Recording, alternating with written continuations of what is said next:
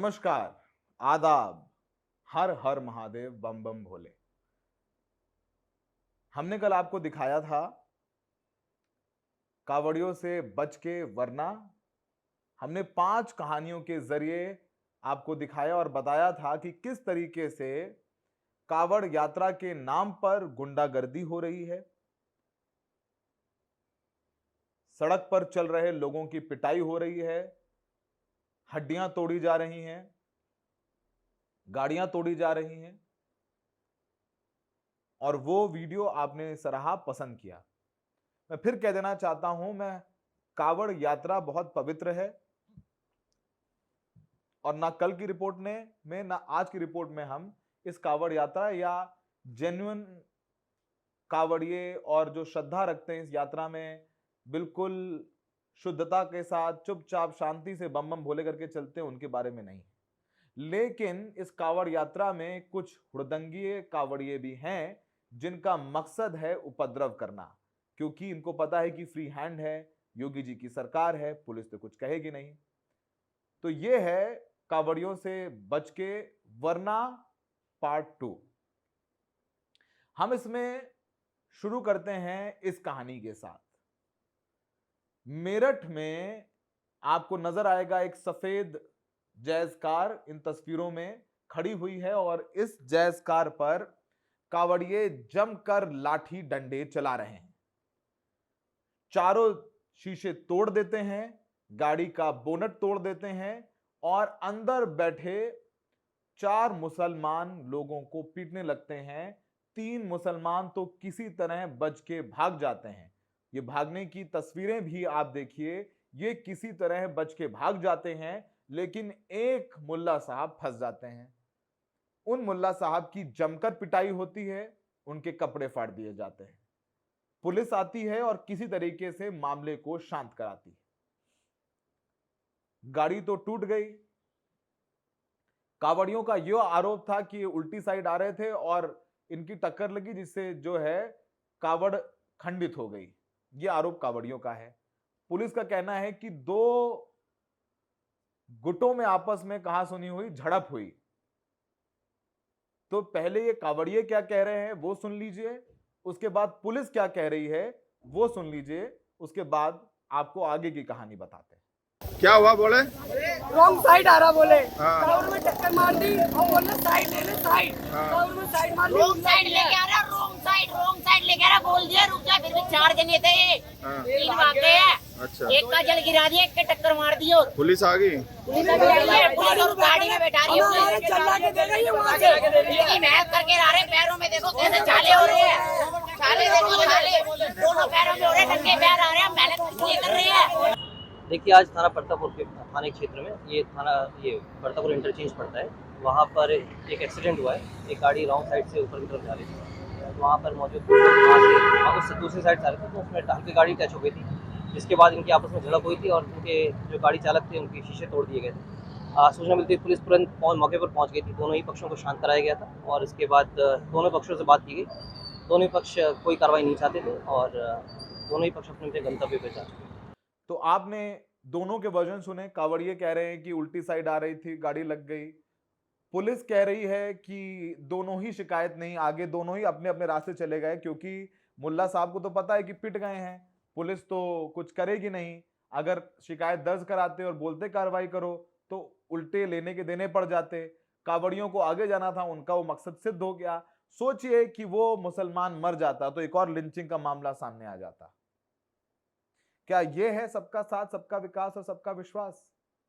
क्या सड़क पर मुसलमानों के चलने से, या हिंदू कल पीटा गया, कल तो कई हिंदुओं की हमने कहानी दिखाई। एक ही जो आकिब की तो एक कहानी थी, जो बाकी 4 कहानियों तो सब हिंदू के थी। पेट्रोल पंप में काम करने वाला कर्मचारी गुटली फेंक दी तो उसको सर तोड़ दिया, हड्डी तोड़ दी, ई रिक्शा तोड़ दिया। और तो और अब आज की दूसरी कहानी, कावड़ियों से बच के वरना पार्ट 2 में, ये दूसरी कहानी है हरिद्वार की। हरिद्वार में इन कावड़ ले जा रहे, कावड़ यात्रा के नाम पे उपद्रव करने वाले इन लड़कों ने एक ये ट्रक में डीजे बजा रहे थे और खूब कस कस के डीजे बज रहे थे, खूब कस कस के आवाज आ रही थी और जब डीजे जम के बजा तो वहां पर उसके बाद एक दरोगा जी हैं, दरोगा जी ने कहा कि भाई डीजे क्यों बजा रहे हो, रुक जाओ रुक जाओ रुक जाओ रुक जाओ, डीजे मत बनाओ बजाओ। ये तस्वीरें हम दिखा रहे हैं आपको कि जब दरोगा ने, पुलिस वाले ने, उत्तराखंड पुलिस वाले ने, हरिद्वार पुलिस वाले ने इनको रोका तो इन कावड़ियों ने दरोगा जी को ही पीट दिया। पिट गए दरोगा जी, दरोगा जी पिट गए और इस पूरे मामले में पुलिस ने मुकदमा दर्ज किया है और जो आरोपी हैं उनकी पहचान करने की कोशिश की जा रही है, उनकी पहचान में ये लोग लगे हुए हैं। तो सोचिए कितना भयावह है कि पुलिस वाले भी सुरक्षित नहीं है, डीजे चला करके सड़क पर नाच रहे थे और जाम लग रहा था। जब जाम लग रहा था तो दरोगा जी ने इनको रोका और दरोगा जी का नाम है सुधांशु कौशिक, जो कि पुलिस की वर्दी में तो सभी किसी की धर्म जाति क्या होती है, इनका नाम सुधांशु कौशिक है। और इनसे कहा सड़क से हट जाओ, सड़क जाम हो रही है, ट्रैफिक लग रहा है। तो विवाद बढ़ा और तो दरोगा जी की जो है लाठी डंडों से पिटाई कर दी और एक पुलिस वाले का मोबाइल भी छीन लिया। ये सब कुछ हुआ कल रात हरिद्वार के नजदीक। तो दरोगा जी भी पिट लिए, मुल्ला जी भी पिट लिए, एक कोई ठाकुर भी पिट लिया, दलित भी पिट लिया, सब पिट लिए। अब कहते हैं ना कि वैसे कहावत नहीं कहनी चाहिए, लेकिन कहावत है कि जब आपको पता है कि आपके खिलाफ कार्रवाई नहीं होगी, ये सड़कें ही आपकी हैं, या आपकी रियासत है, इसमें सिर्फ आपका राज है, तो वो इस समय जो हाईवे है, जो मेरठ एक्सप्रेसवे है, सहारनपुर तक जाता है, हरिद्वार तक जाता है, वहां पर आप से निवेदन है कि आप निकले तो अपनी गारंटी में निकलें, अपनी गाड़ी के इंश्योरेंस वाले को फोन कर लें और अपने हेल्थ इंश्योरेंस वाले को फोन कर लें कि भैया मैं जा रहा हूं, कुछ हुआ तो भाई देख लेना। अब ये तस्वीरें आपको दिखाते हैं हरिद्वार में, उत्तराखंड में। तो यहां तक कर दिया गया है कि मस्जिद मजार को ढक दिया गया है। अब ये किस लिए किया गया?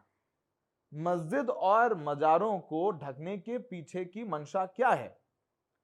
क्या मस्जिद मजार में भी होटल चलते हैं, आम बिकते हैं, पंक्चर बनता है?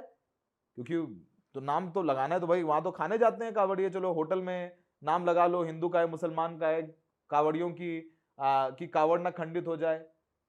मस्जिद में तो कावड़िया जाएगा नहीं, लेकिन मस्जिद को ढक दिया गया है, मजार को ढक दिया गया है और यह कहा जाए कि उससे उत्तेजना फैल सकती थी। अब क्या मजारों के ढकने से, मस्जिदों के ढकने से क्या उत्तेजना नहीं फैलेगी?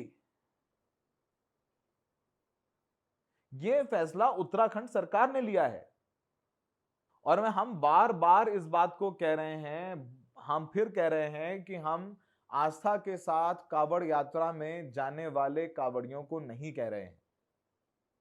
ज्यादातर कावड़िए बहुत श्रद्धा के साथ हरिद्वार जाते हैं, गंगा जल लेकर के अपने मंदिरों में, अपने घरों में जाते हैं, भगवान शिव का जलाभिषेक करते हैं।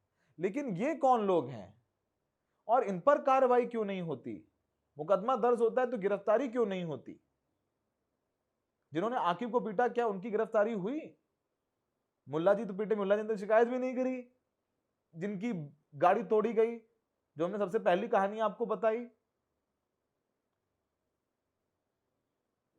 और उत्तर प्रदेश सरकार आज सुप्रीम कोर्ट में डिफेंड कर रही थी उस फैसले को, कह रही थी कि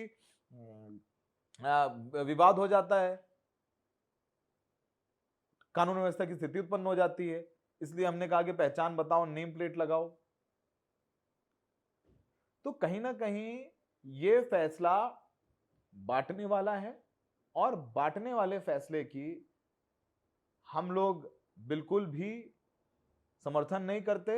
और साथ ही साथ जब सुप्रीम कोर्ट का निर्णय आ गया है कि आप का जो फैसला नाम बताने वाला, पहचान बताने वाला भेदभावपूर्ण है, तो फिर भी क्यों सुप्रीम कोर्ट के निर्णय पर जो स्टे लगाया है उसको हटाने के लिए यूपी सरकार कोशिश कर रही है। और वो उत्तराखंड सरकार ने तो मजार और